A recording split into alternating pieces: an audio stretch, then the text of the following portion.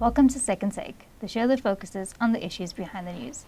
Mining Weekly editor Martin Creamer joins me today to unpack the latest in the mining industry. Welcome, Martin. Thanks, Ashley. Now, Kumba Iron Ore will continue exploration in the Northern Cape under its new CEO, Mpumi Zikalala. Yes, Mpumi Zikalala has hit the ground running. She comes from within the Anglo Group because she was with De Beers as an MD. So this is one of the advantages of doing in-group promotion like this. So her understanding is very, very clear, and she can move very fast. And one of the important points that was around Kumba was that they're one of the few people in South Africa really doing greenfield exploration, but also brownfield exploration, but a lot of exploration. And so one of the points that she made, in response to media, is that she will be continuing with this exploration. And when she was at De Beers, she was also trying to promote a lot of exploration. There was a lot of red tape around that, whereas there's not the same.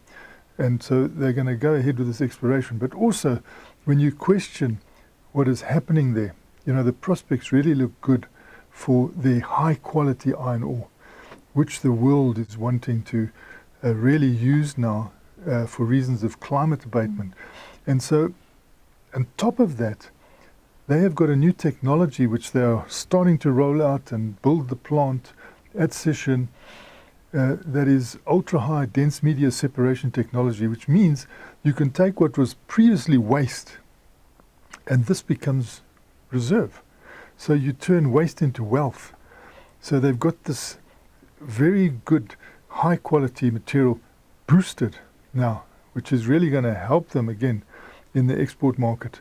And you've also got them fast-tracking solar power and looking to how they can assist their clients, particularly in Europe, with the use of green hydrogen processing that ore.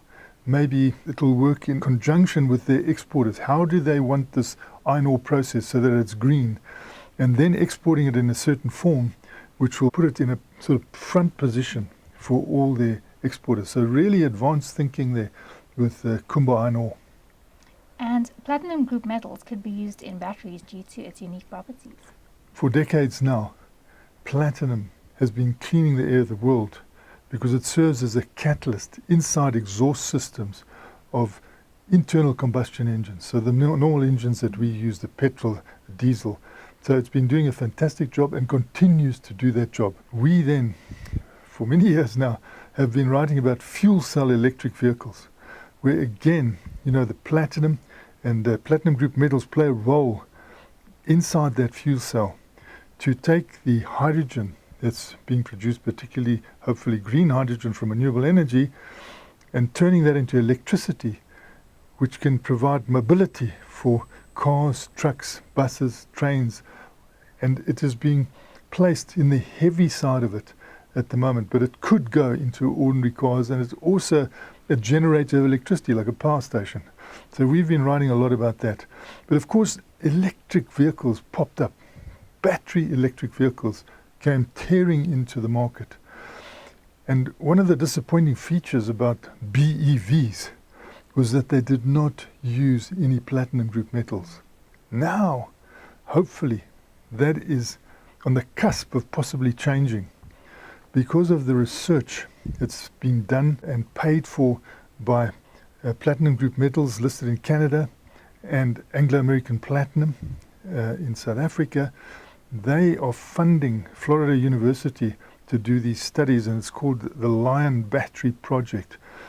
And there's great interest in that and hopes really at a high pinnacle that you will now use platinum group metals in battery electric vehicles, in batteries in general, to increase the energy density dramatically and possibly lower the weight of those batteries. The weight of those batteries is a problem, particularly with cars, so you could lower the weight.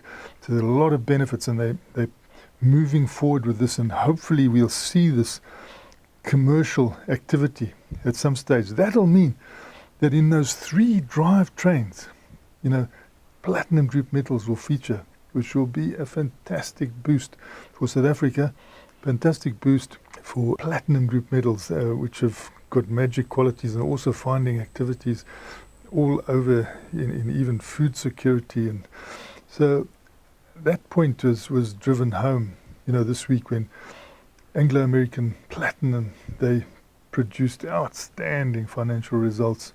And you can see how much mining companies put into the general community, all the stakeholders that benefit along that supply chain, plus the shareholders, is just enormous, and the fiscus as well.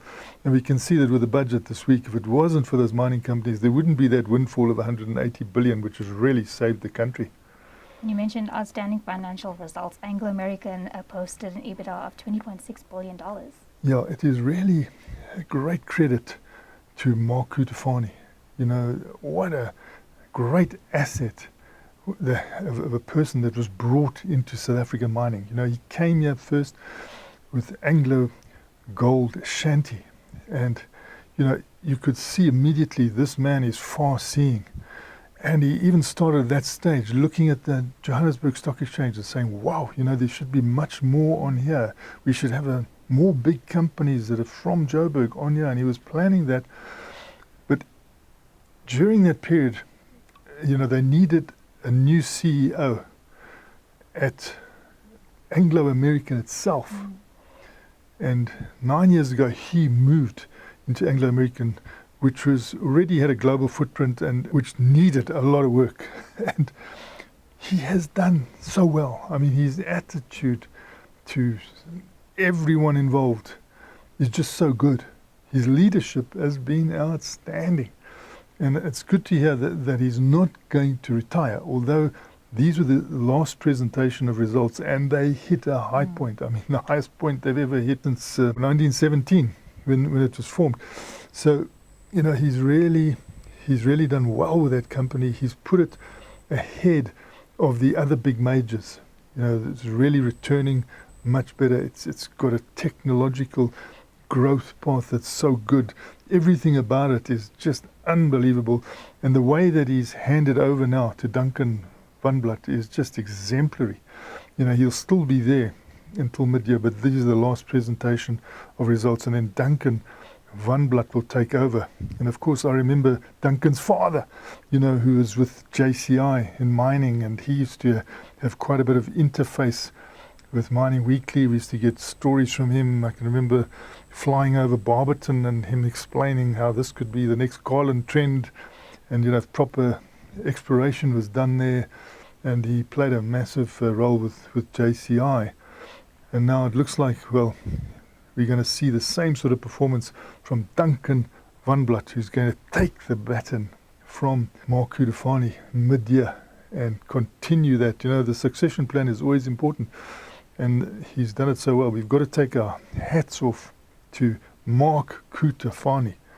This Australian has got an Australian head, but he's got an African heart, and he's done brilliantly for us. Thanks for speaking with us, Martin. It's a great pleasure, Sashni.